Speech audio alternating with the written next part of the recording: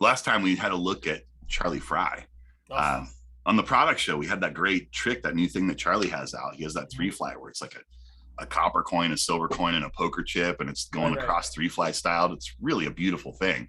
I'm sure he's going to do very well with that trick. But we, sort of got on a Charlie Frye kick, and we looked at a lot of his magic last time, and I was able to get another little collection for us to look at today, and it sort of picks up where we left off, and it's great stuff.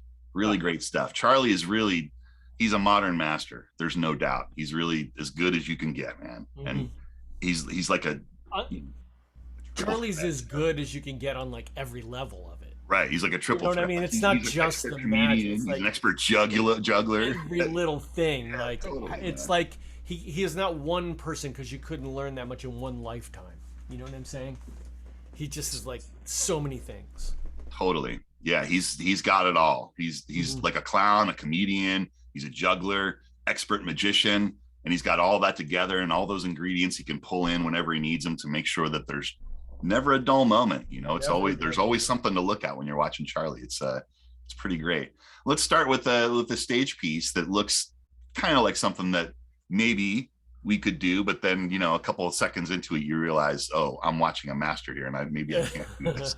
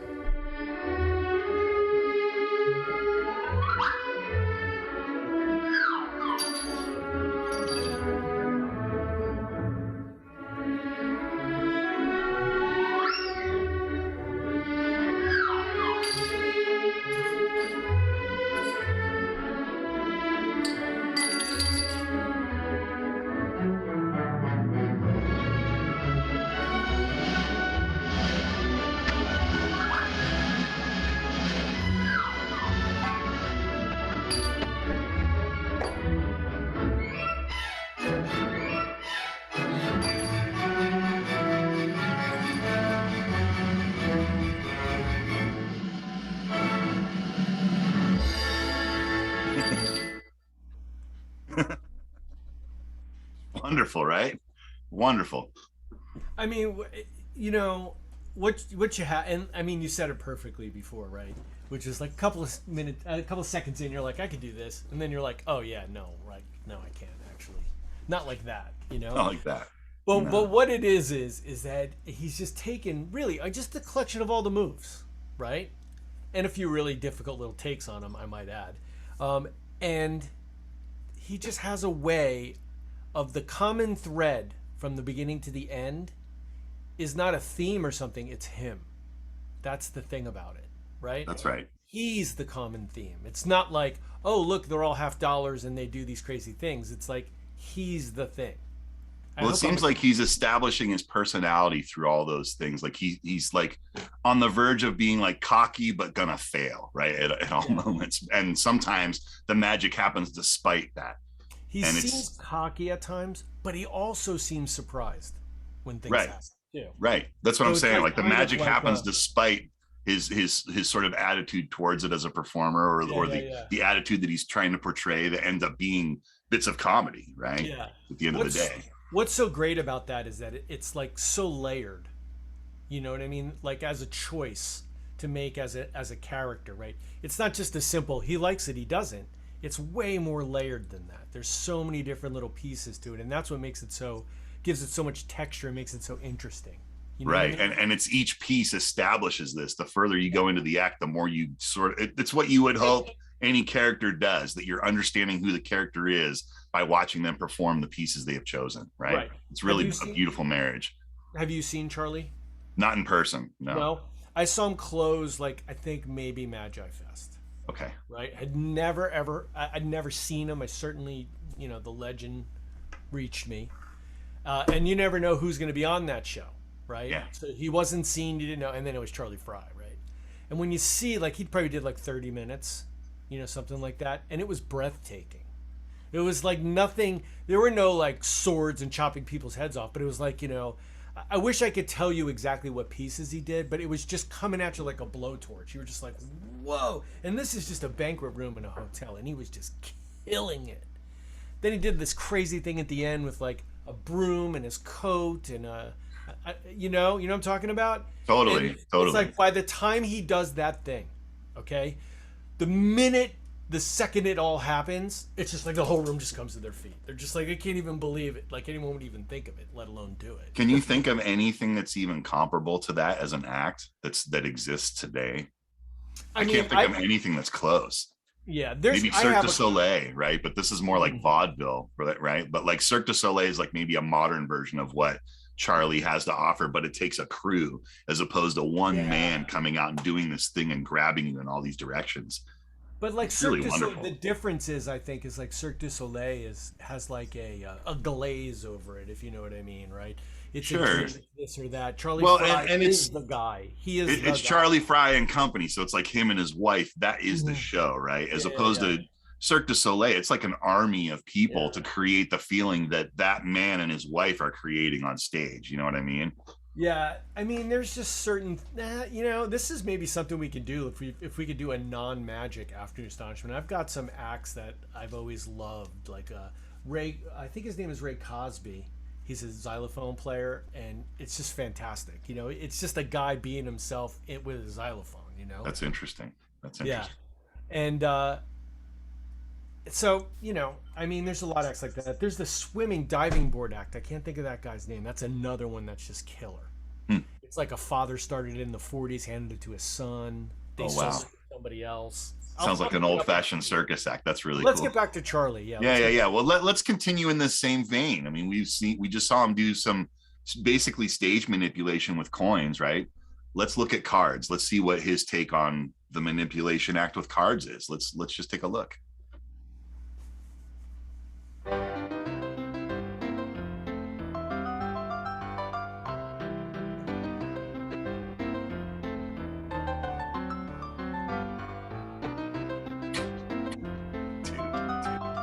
Warming up, right?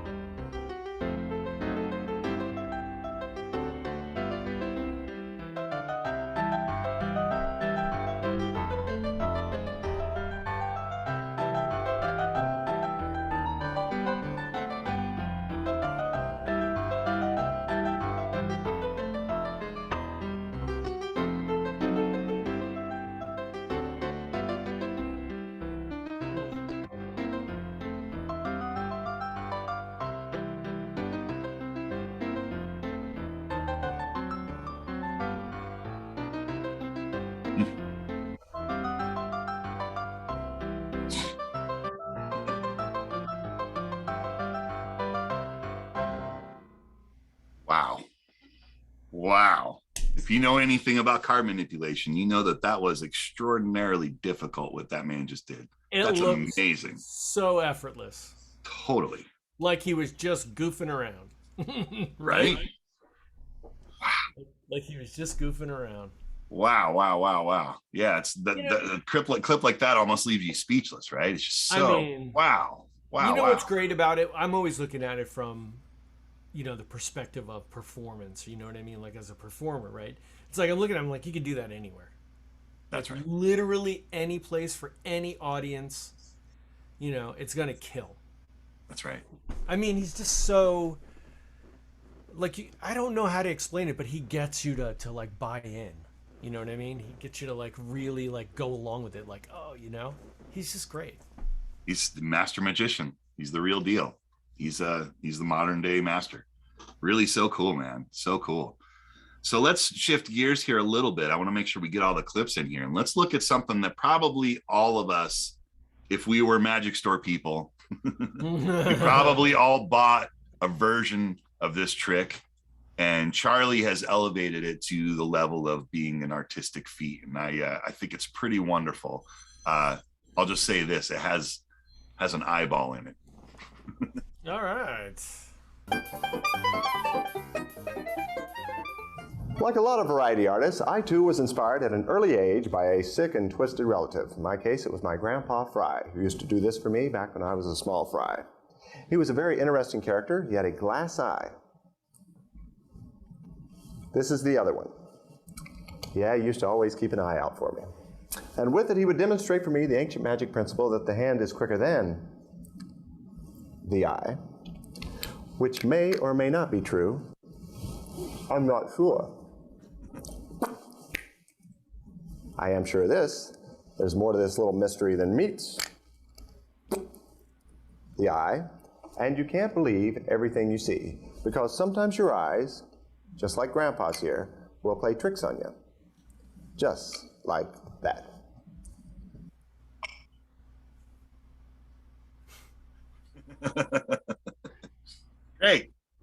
Great take on that thing. Really a fun trick.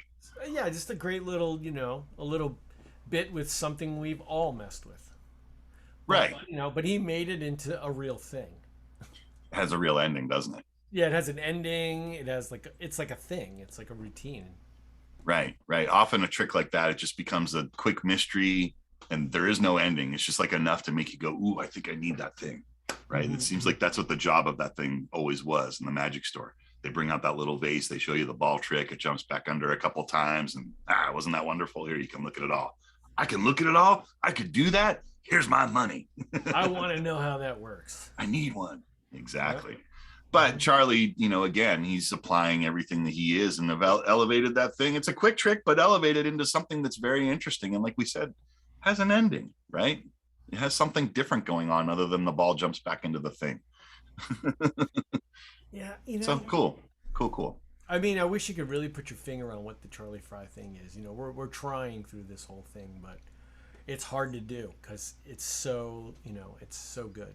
Well, I'm going to give you a curveball here now, because now you're going to see Charlie play a character. Not that this isn't all like a character, but this is definitely a different character, presenting something that's a swindle. And when you see which effect that he's presenting, you'll understand why he's playing a character, because this is often a trick that it's difficult to present this thing without feeling like you're, a con man, or always saying to the spectator, you're wrong, I got you again. You know what I mean? Mm-hmm. But this is an interesting way to handle this plot and this premise. And, is just throw a character at it. Let's take a look. Hello, friends. And now for the infamous 3-shell game, Hocus, Mocus, and Pocus. A game of chance, a test of skill, of guile and wile, cupidity and stupidity, of easy money and hard luck, where the object is to find the P without losing your ass. Sets. To paraphrase the 19th century gambler, Umbrella Jim, a little fun just now and then is relished by the best of men. You may have nerve, you may have plenty, 5 will get you 10 and 10 will get you 20. Attention here and you will see where I hide the little P. Select a shell, the one you choose. If right you win, if not you lose. The object of the game you see is find the shell that has the P. Hey diddle diddle, the P is in the middle. Now watch that shell that has the P. The closer you watch, the less you'll see. You, sir, you've got a sharp eye and an honest face. Care to make a guess? A little wager, perhaps? Whereth indeed doth lieth P? In the middle? You want to bet? No? Well, you should have. See, it's not that difficult unless, of course, there's money involved. Then it becomes darn near impossible. Regardez. Hey, diddle diddle, the P is in the middle. A little game of hanky-poo, 2 for me, 1 for you. Round and round they go. Eeny, meeny, miny, mo. Now say there's a couple of bucks riding on your decision this time. Would you still think it's in the middle, or would you think I'm trying to pull one over on you? Where'th indeed doth lieth the P? Here, here, here? Okay, I don't want to take your money. Let's just play for a cup of coffee. Sound good? Okay, so now you owe me a cup of coffee, which at Starbucks is about 16 bucks now. But that's okay, I'll give you a chance to win your money back. I'll slow it down. Hey diddle diddle, the P is in the middle. Round and round they go. Eeny, meeny, miny, mo. Let's make it a little more interesting this time. What do you say we play for, I don't know, $100, a yard, a C-note, a beaner? Where'th indeed doth lieth the P? Any idea? Any idea at all? Here? You're down $100. Oh, you meant here. Double or nothing? Make that 200. It's always the last place you think it is. Don't you hate this trick? I bet you hate me too right now. My grandpa showed me this, so I'd always have something to fall back on. Matter of fact, these are Grandpa's nuts. He even taught me how to play it with one hand tied behind my back. Hey diddle diddle, P in the middle. Round and round they go. Eeny meeny, miny mo. Now there was another 19th century gambler named Soapy Smith who was a master of the game. Legend has it he lost only one time when a cowboy walked up and slammed a gun on the table, announcing that instead of turning over the shell that had the P, he would turn over the 2 shells that did not have the P, and proceeded to do just that. Then he said, I reckon there's no reason to turn over that last shell, and with that Soapy paid him off and headed south, where just as the cowboy had expected, is exactly where the P had gone. So remember this little lesson if you ever come across this game in the real world, and you do well to heed my grandfather's advice. For he said, never eat at a place called Mom's, never drink at a place called Pop's, never sleep with a girl named Sis, and never play games with another man's nuts. Thank you very much, and thank you, Grandpa, wherever you are.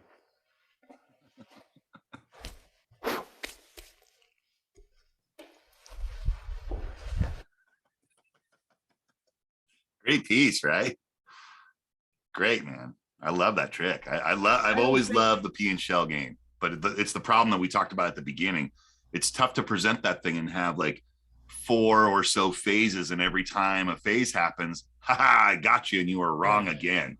You know, and you have to. That's the real thing to work out with that effect is how do you take that sting out of that thing so it's not a gotcha every time you do it. I like the ending he put on it too. It's really cool. Yeah, I don't think I've ever seen anyone do that ending. Where there's no peas anywhere, where there's a pea everywhere, and then there's no just peas. what he's saying, you know, where he said the cowboy said, "I'll pick 2. There's no reason to pick over the other one." Gotcha. You know, which is like that's just like an interesting thing, you know. Yeah. Because like as he's saying those words, you're thinking about what it means in your head, and it's like that, you know, it kind of gives it an interesting take. It's really good. It's really good, and you know, and again, just like all the rest of the stuff we've seen Charlie do, impeccable sleight of hand, right? I mean, he's just flawless, top notch, beyond reproach. You know what I mean? Like nothing, never looked guilty. No. You know, never. So much so that he could put that whole get up on and wear the suit and play that character and still do the thing and have it be as flawless as that. Really great. Really great. I mean, well, let's check this out. This next one is a trick that we all know, but this is definitely a different handling, as you would imagine, with Charlie handling this effect. I think he gets a lot more out of this trick than I've seen most get out of it. And it's really, again, just another wonderful piece. Let's check it out. And now for a little mystery with a ring and a rope. First, the classic rope through the neck trick, where the solid rope will pass through my solid neck. On the count of 3. 1, 2, 3. Oh, 3. I thought my neck was bigger than that. Anywho, what's going to happen this time is the solid ring is going to pass through the solid rope in a beautiful display of magical poetry in motion. On the count of 3. 1, 2, 3. Just watch the center of the rope. Get on the center of the rope. Okay, where's the snap? Just kidding. I would never stoop to using a gimmicked rope, because I'm a class act all the way. Ugh. Sorry you had to see that. Anyway, watch the center of the rope as it passes through the ring. It worked. It's really on there. It really is on there. And not only is it on there, but if I even up the ends, it's on the exact center of the rope, but not for long. Once again, the ring slices onto the rope, solid through solid. And if I tie the ends together, there is no way for the ring to escape, except by magic. Give me a second. Well, you can see the knot is real, and you can see the rope doesn't come apart, and you can see that the ring is totally solid. Yet it's going to pass through the rope one last time, despite the knot, despite the laws of physics, and despite the fact that you couldn't care less. On 3. 1, 2, 3. And that's a little mystery with a ring and a rope.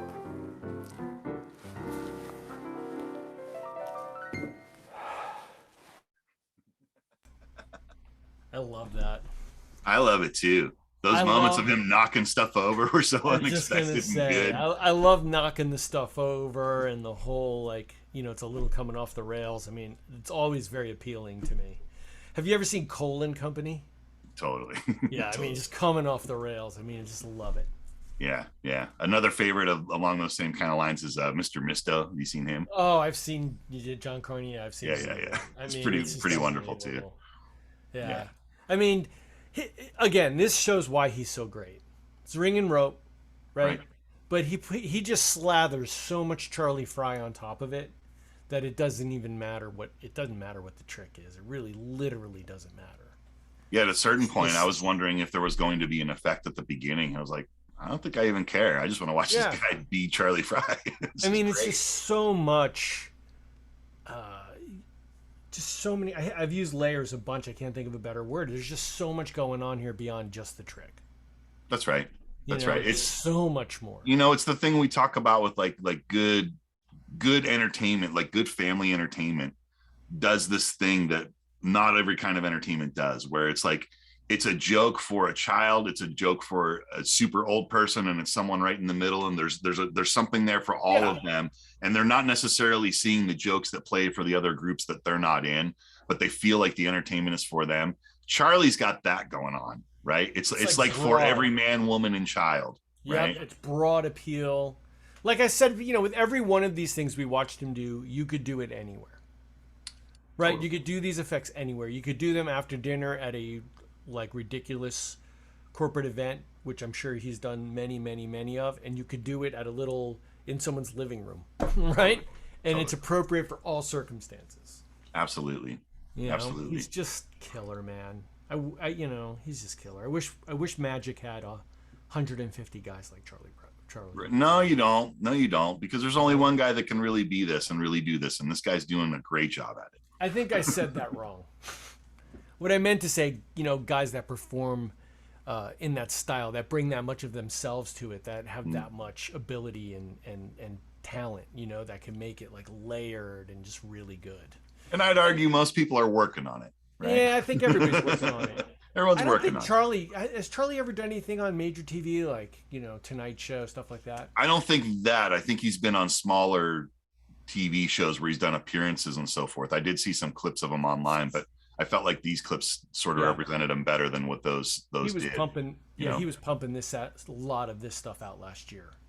Right. He was doing just a lot because I guess he got taken off the road from COVID. He just started making videos. There's like a ton of them. Yeah, and if you don't know what Steve's talking about, go and find Charlie Frye's YouTube page. Just go and find him online. He's got classics of magic. He's been putting this treatment to classics of magic throughout the pandemic, and wonderful magic all the time. It's just he just is digging deeper into his repertoire and giving to us, letting us see what he does. It's like a couple of hundred videos, I think. Outstanding. Right? Yeah. I mean, it's just like a ton. Yeah. Every couple of days he'd put something else out. It was good. Yeah, he's really wonderful. You know, I was going to cut it short here, but I had one more because, you know, we're magic guys, and girls, we like getting into hardcore magic.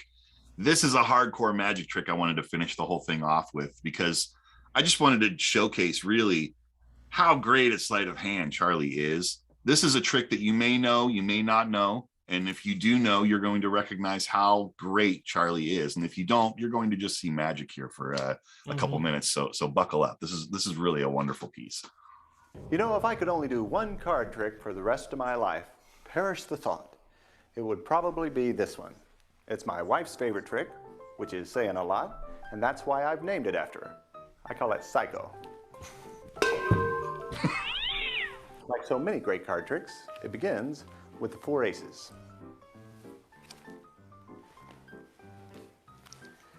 Would you please point to 2 of the cards and pick up one, look at it, remember it, and remember what the back looks like. Good, and don't tell me, oh, diamonds. Do you like diamonds? Everybody likes diamonds. Let me see if I can find some more. There's the 2, the 3, and the 4. So now you've got quite a nice diamond collection. Ace, 2, 3, and 4. Would you please think of a number between 1 and 4 and concentrate on it? Is it 2? No? What was it? Seriously, what were you thinking of? Even better.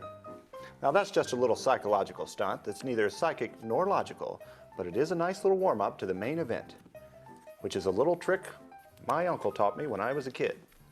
My weird uncle, Uncle Betty. It only uses a few cards because he didn't play with a full deck. The 3 goes into the 3rd position of its little packet because it's a 3, a mystic pass, and it appears to disappear, or so it appears. A little snap, and it comes right back. No, it doesn't. Okay, well, forget about that one. We'll use the 4. Now the 4 goes into the 4th position because it's a 4, and when the cards are spread once more, there is no 4. So that's 1, 2, 3, 4 cards, but no 4. Now the 2 is my favorite card because it can either be second from the top or second from the bottom. It doesn't really matter. All that matters is that the 2 is gone too. And now we're down to the ace. Tell you what, we won't even use the other cards this time, so you can focus all of your attention right here as the vanishing ace leaves a 6 in its place. So now all the diamonds are gone. But don't worry, they haven't gone far, because if you look very closely, you'll see that the 3 is back, as is the ace, the 2, and the 4.